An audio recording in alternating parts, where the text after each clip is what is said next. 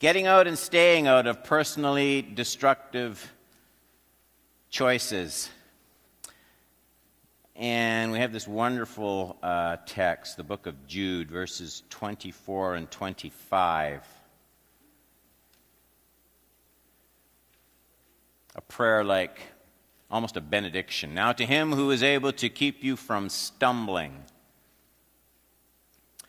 and to make you stand in the presence of his glory, blameless, with great joy. To the only God our Savior, through Jesus Christ our Lord, be glory, majesty, dominion, and authority, before all time, now and forever. Amen. We've been looking at where problems come from. I'm not going to review the whole teaching. This is the fourth part. Problems come just from living in a fallen world. Problems that come from situations beyond our own control. Problems that come, and this is where we are now, from personal choices. And it's the easiest to figure out and one of the hardest to deal with. Problems that come from destructive choices, habits that get formed in our lives. And we'll yet look at problems that or at least seeming problems that seem to come from the purifying, maturing love and wisdom of God's hand. Once you know where problems come from, you're well on your way to either recognizing what you can't do about them, things that come from living in a fallen world. There will always be until Jesus comes again. There's going to be hurricanes and tsunamis and tornadoes and sickness and all sorts of things like that they're not in your power to control. We like to think we control everything, but we don't. So once you know where problems come from, it either gives you the grace and the wisdom to face them, knowing God is sovereign and God is in control, even though there might be pain or discomfort. Or if you see they're the result of personal choices, it gives you the chance to look at why am I getting into this situation? What can I do to change this? When we put ourselves into situations, problems of our own making, we looked at the 3 steps, the same 3 steps, and we took a whole week on this, that initiated your conversion. Those are the same 3 steps to getting out of situations that you've created through sinful, unwise choices. And the process involves confession, belief, and renewed obedience. And we looked at those 3 steps. I'm not going to go over those again tonight. Once you get out of a difficult situation, a problem of your own making, the next step is to stay out. Getting out and staying out are not the same thing. There is provision for all believers to escape not this fallen world, but the drudgery of repeated sinful choices that put us in bondage to ourselves. There's provision. Our text, now to him who is able to keep you from stumbling. It's a wonderful phrase, able to keep you from stumbling. We're in the process of studying 3 key passages of Scripture that are geared to freeing the life from not only the guilt of sin, but the bondage of repeated sin and the inability to get out and stay out and live clean and walk in the light. The 10 Commandments will guide your actions. We spent a week on that. The Beatitudes will guide the attitudes that should shape and form your inner life. 1 Corinthians 13 will guide you in your relationships. We don't live alone. Our lives bump off of other people, and a lot of the sinful things that we get ourselves into have to do with how we respond to each other in situations, because we live in a fallen world and we live with fallen people. So we're going to look at 1 Corinthians 13, and then we'll wrap up this teaching tonight. If we have time, I want to also include the relationship between prayer and staying out of destructive habits and choices. So point number one, let's get right into it. A life regulated by the love of God will always be holy and pleasing to God. I'm not starting in 1 Corinthians 13. I'll get there. But Romans 13, 8 to 10 says this: "Owe no one anything except to love each other. For the one who loves another has fulfilled the law." And he means the law of God, the will of God, and the commandments, as the context makes clear. For the commandments, you shall not commit adultery, you shall not murder, you shall not steal, you shall not covet, and any other commandment are summed up in this word: you shall love your neighbor as yourself. They're summed up in you shall love your neighbor as yourself. Love does no wrong to a neighbor, therefore love is the fulfilling of the law. Now, there's a couple of things that are really worth noting in that verse, in that text. First, the Christian, Paul says, owes love to his brother. That's in the 8th verse. Owe no one anything except to love each other. Don't owe anything, but owe this. The reason I owe you love in the body of Christ, and the reason you owe me love in the body of Christ is, well, we have received God's grace and love when we least deserved it.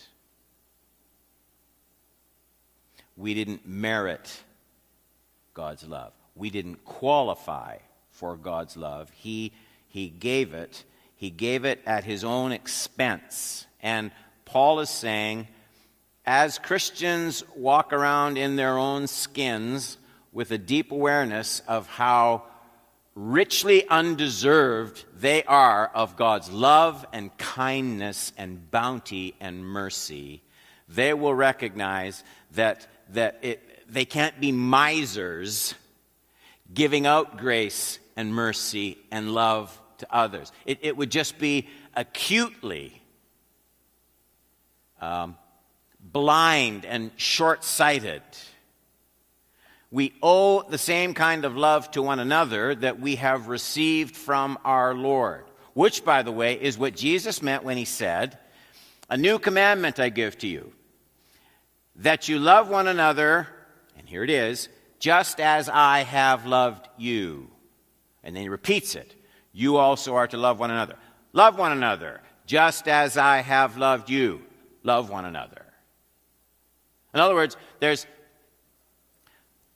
a kind of love that you can carry around that you think is benevolent because, well, you've got certain people, they're nice to you and you like them back. And Jesus says when you do that, there is no reflection of my love and character in your life at all. But when people mistreat you and people don't warm up to you and people say unkind things about you and people are anything but gracious to you, now you have this wonderful opportunity to display true Christian love.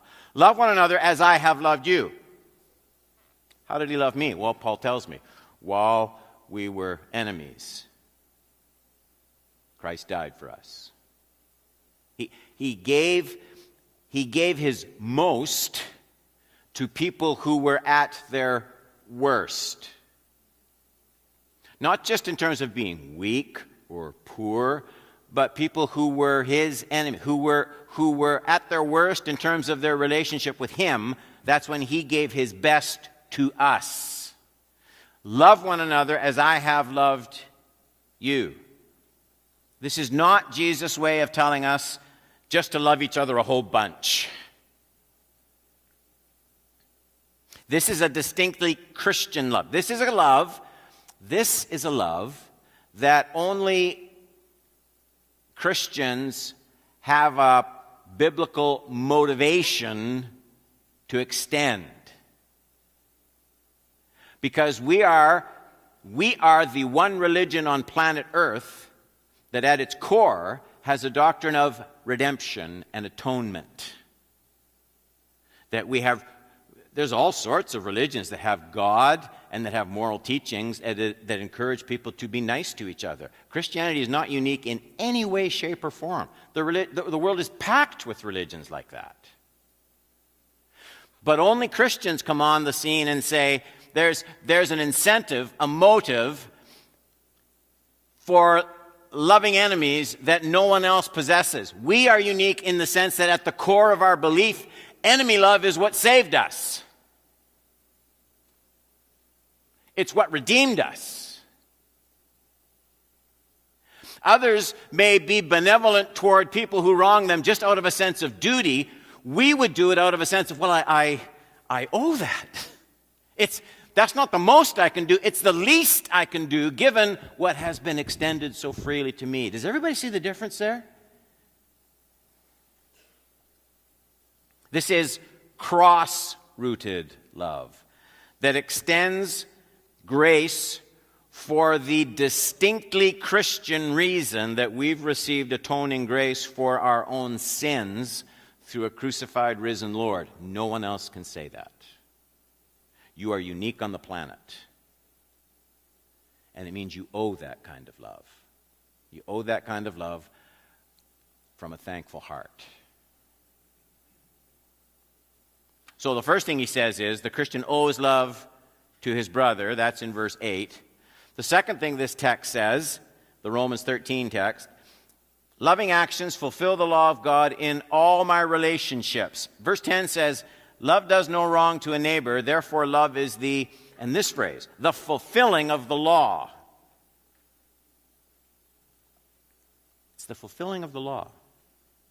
And the important point here is that as I extend God's love in all of my relationships, I not only benefit those whom I love, but I keep my heart pure. Love is the fulfilling of the law, he says. The fulfilling of all the law. I fulfill the law of God in this very big part of my life, but not just any definition of love will do. The kind of love that fulfills the law isn't Hallmark love. It isn't Oprah love. It's biblical love. Only love defined on God's terms from God's motive of a redeemed heart. Only that kind of love is the fulfilling of the law. And so it has the capacity, we're talking about getting out of difficult situations, has the capacity to keep my heart pure and clean and law-abiding. That's the fulfilling of the law, right?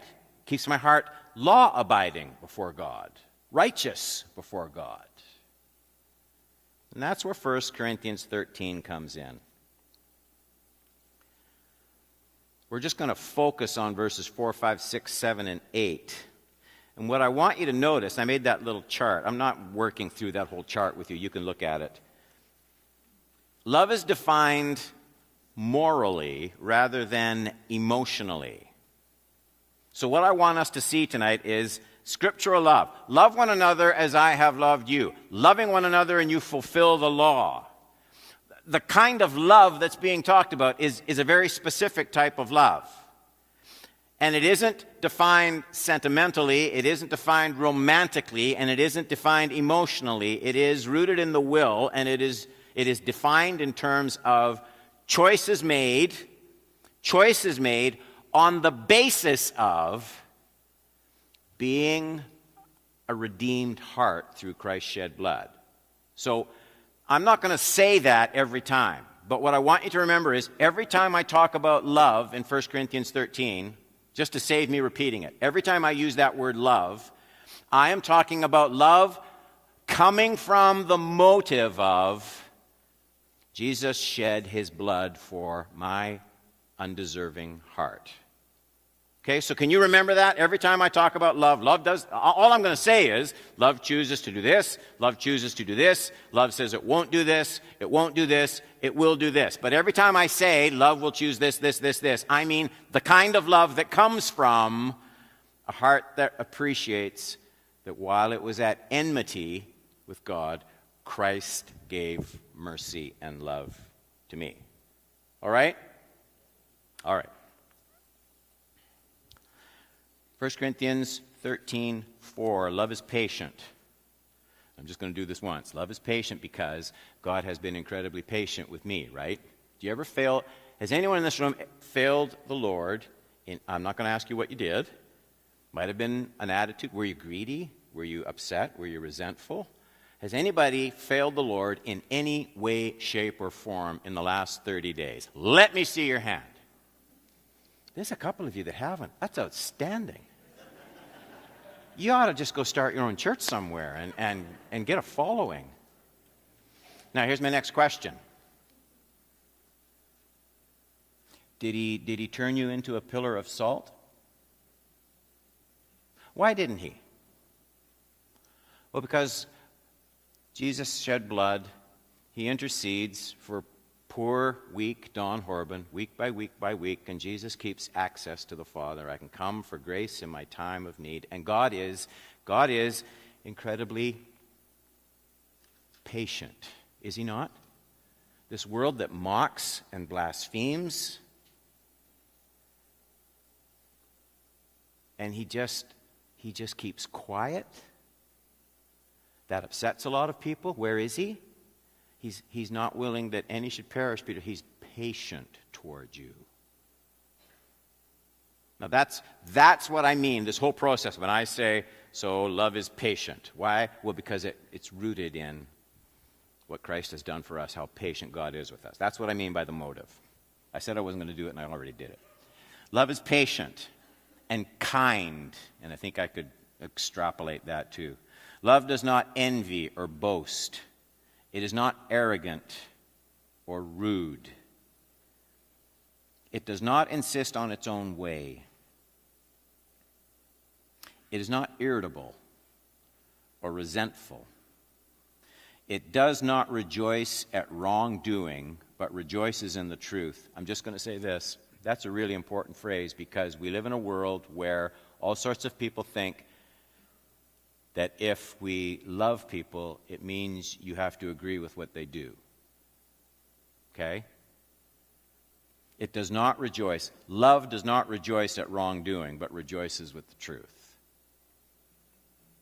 Love bears all things, believes all things, hopes all things, endures all things. Love never ends.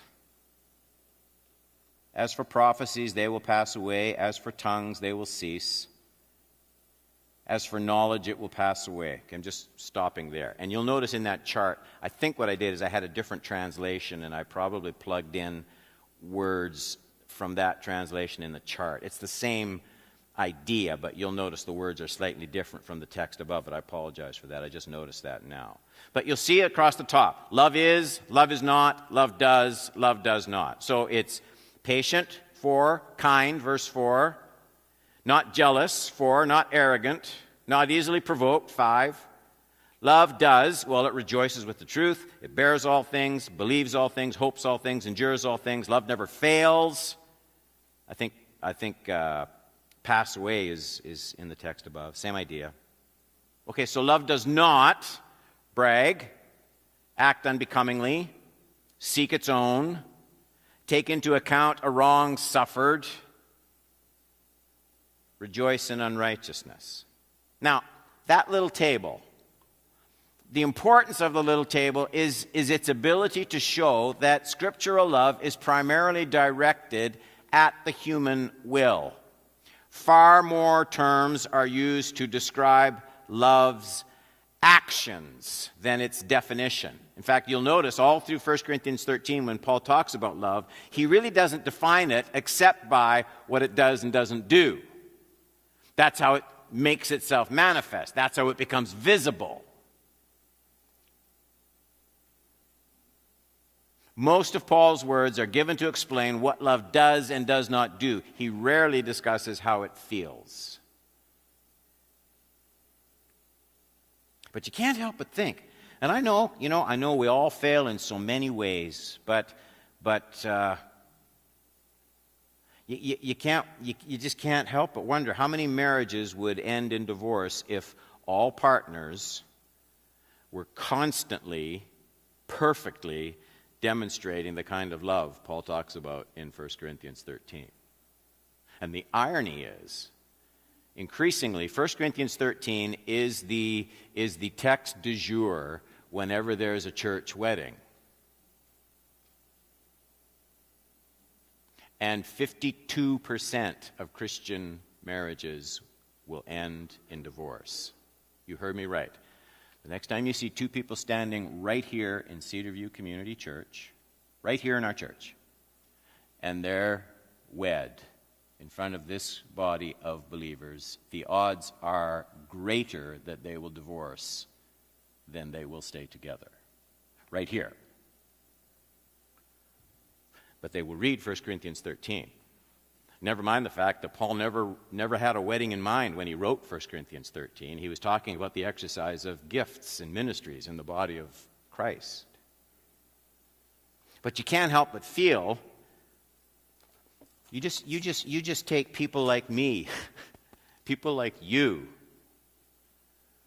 If they're always patient, always kind, never jealous, never arrogant, never provoked, always rejoicing in the truth, always bearing all things, hoping all things, enduring all things, never failing, never bragging, never acting unbecomingly, never seeking its own, never taking into account a wrong suffered.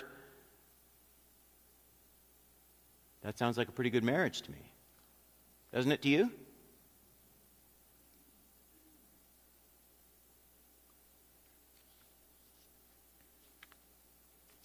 Parents and children would live in harmony. There would never be a church split. There would never be a church split. There might be a church plant. By the way, that's what we do. That's what we do today. We have a church split, and then the group that leaves, we call them a church plant. But it's not quite the same thing. Counselors' offices would usually be empty. This text teaches me, those verses in 1 Corinthians 13, they teach me something I don't want to hear in the face of relational problems. These verses tell me much of the problem is solvable without changing anyone but me. Much of my problems are solvable, let me say it again, without changing anyone but me. I cut out a cartoon, I told you this before, out of Leadership magazine when I used to get it, and I had it on my wall for a little while in my office, and it's a pastor, and he's talking to a couple. They're obviously there about their marriage, and then the woman is saying, "How should I know what's wrong with my marriage? Ask stupid here."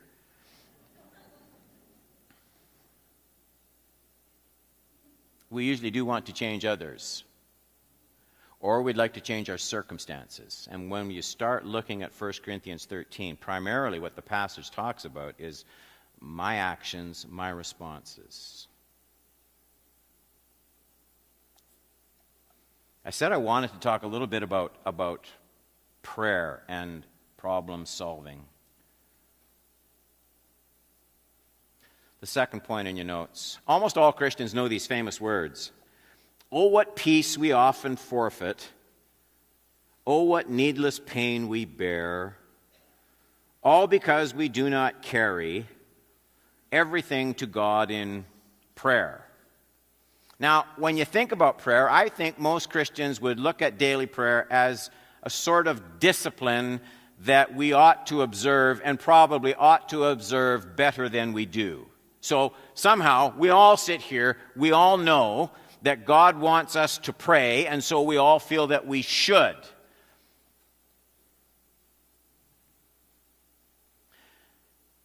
That in itself is a very difficult way to build a strong devotional life. God says I'm supposed to, and I should. My mother used to say I needed to eat liver, and so I should. But you can't make a child love, you can't make anybody love liver just by saying they must eat it. Pray every day. Okay, I'll pray. You're not praying enough. I know I'm not here, beat me. Go ahead, just smack me on the back. I know I don't pray enough. The reason these words from that old hymn, What a Friend We Have in Jesus, the reason they're so important, and I'm hoping to show you scriptural, is they address the proper attitude for coming to God in prayer. The hymn writer caught the idea that Don Horban will live much of his life in needless pain. Oh, what needless pain we bear. So the idea is Don Horban will live big chunks of his life in needless pain. That is, I take it to be, I will fall into problems of my own making unless I develop the habit of daily prayer. I will fall into problems. That's what this study's about, right? Getting out and staying out of personally sinful choices. I will fall into more of those wrong choices that will bring pain into my life if I don't pray often, regularly, frequently, and in a sustained kind of way. I want you to consider a couple of verses quickly with me, all right? Consider these scriptural provisions. Provisions for those who will regularly pray. A, prayer will provide strength in the face of temptation. Matthew 26:41. Watch and pray that you may not enter into temptation. The spirit, small s, indeed is willing. I really want to please Jesus. I want to be a good Christian. But the flesh is weak. We overestimate our ability to stay out of tempting situations. Watch and pray that you may not enter into temptation. Temptation will come to everyone. You can't live in this world without being tempted. What prayer does is it helps keep you, it won't keep you from being tempted. What prayer will do is it will help keep you from entering into temptation, buying into it, yielding to it. It will keep you out of the clutches of the enemy. But the strength to resist temptation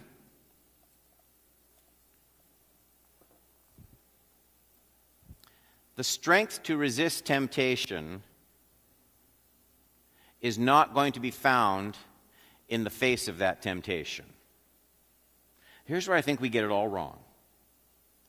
The strength to resist temptation, it's too late to try and summon that strength when you're tempted in some way to sin.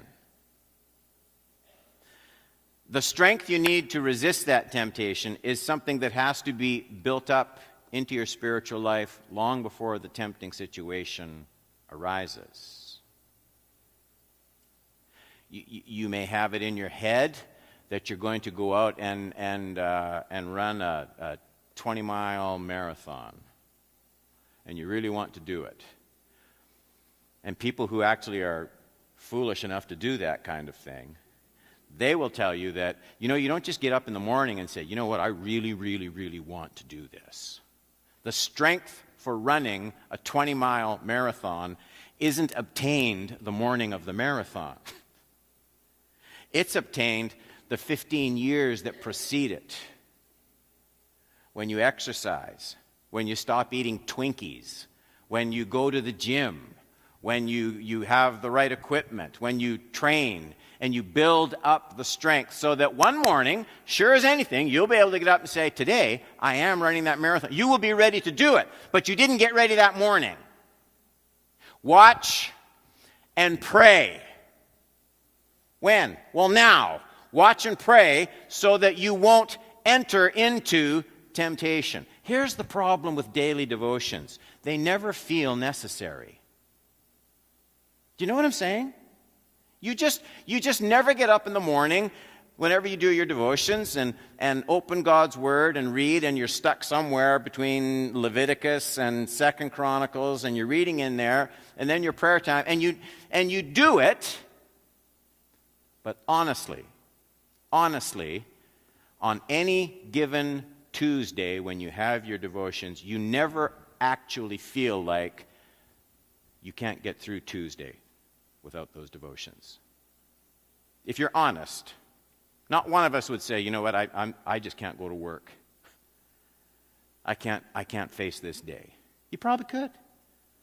You probably could. And you'd probably do just fine. But it's incremental. Sooner or later, what I'm leaving out of my life because it didn't seem urgent at that moment will start to take a toll. Here's where it'll take a toll. Temptations that will arise that I can't even see yet, and that I would have a better grasp on and strength not to enter into, they will trip me up. Although I'm not likely to sense that urgency when I crack my Bible open in the morning and have my daily devotions. Everybody see what I'm saying?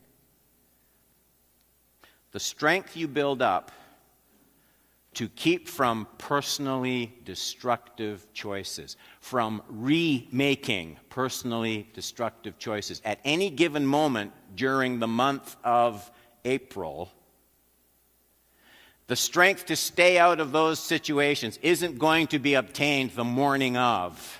And because you don't know when those things are going to happen, it's imperative that day by day by day, you're in God's gym. Be in God's gym. Watch and pray. Why? Well, I don't want you entering into temptations. You can't pull the strength to resist temptation out of a rabbit's hat. The strength to say no to temptation, the strength to not make personally destructive choices is stored up long before the battle actually arrives. Okay, I took a while on that. Here's something else prayer will do. Prayer will help you live in fullness of joy. John 16:24. Until now you have asked nothing in my name. We talked about that. That's a fascinating text because they had prayed before. Ask nothing in my name. Ask and you will receive that your joy may be full. Let me just say tonight, nothing will build faith and confidence in God like seeing him respond in answer to your prayer. It produces a joy that nothing else can. It may also deepen your joy by teaching you to see answers you weren't expecting when you first started asking. And you stop and go, oh, the wisdom of God. In fact, I didn't think he was doing anything. And look what happened. And what that does is it breeds a confidence and a joy, a deep joy. C. Prayer will build perseverance and strength in the Lord. You know these verses, Isaiah 40, 30, and 31. Even youths shall faint and be weary, young men shall fall exhausted. But they who wait for the Lord shall renew their strength. They shall mount up with wings like eagles. They shall run and not be weary. They shall walk and not faint. It sounds like NASB to me. Is that what your text, does it read exactly the same? I feel like I have something in my Bible program. It's the same idea. Just as I read that, I used to read the New American Standard for a long, long time, and that just had that feel to me. That word weariness. It's an old scriptural word for what we today would call stress.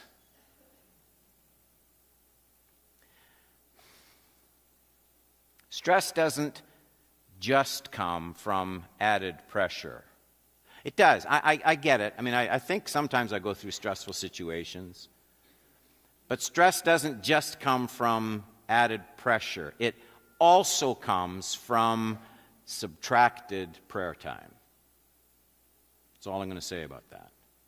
So that the conundrum is when you get too busy to pray, that's the time you needed to pray more. Because there's a weariness that can set in, even doing good things. You need time with the Lord. God heals affliction in response to prayer, James 5:13. God will give wisdom to those who ask in prayer. That's James 1:5. If any one of you lacks wisdom, let him ask God, who gives generously to all without reproach, and it will be given him. Here's this wonderful promise specifically aimed at helping Christians stay out of the pain of sinful choices. It's one thing to know what's right. It's another thing to have the wisdom to choose it. Because what's right can sometimes be difficult. It can sometimes be costly. It can sometimes separate you from a pack that you care about and the admiration of people that you love. And so it's not just a matter of knowing what's right when God gives wisdom. It's a matter of God coming and making you feel the draw of a good choice and pulling you into it.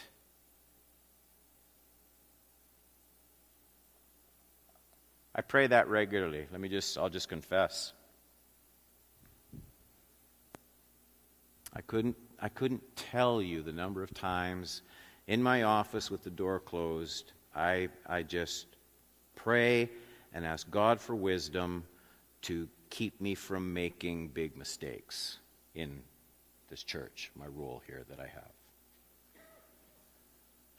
I sense more and more that I'm not smart enough. I'm not smart enough in so many ways. Who is to a church this size with all the different things going on? You don't have to fumble the ball very badly for it to have all sorts of consequences. And here's the irony of it. The longer I pastor, the less I want to just rely on the accumulated experience of pastoring, and the more I want to daily come and just say, Jesus, I will botch this up unless you give me wisdom. Just give me wisdom. Just keep me from making big mistakes that I can't even see yet. And I'm not smart enough on my own to avoid. The prayer for wisdom. Prayer for wisdom. 3. How much time do we have? It's 6:47. You know what? I'm going to wrap up. There's the thing there on conscience. Conscience, self-control, and the power of the Holy Spirit in staying out of sinful choices. But you got pretty complete notes there. And I want to have time for the interview, and we want prayer groups and all sorts of stuff. Are you okay if we just do that?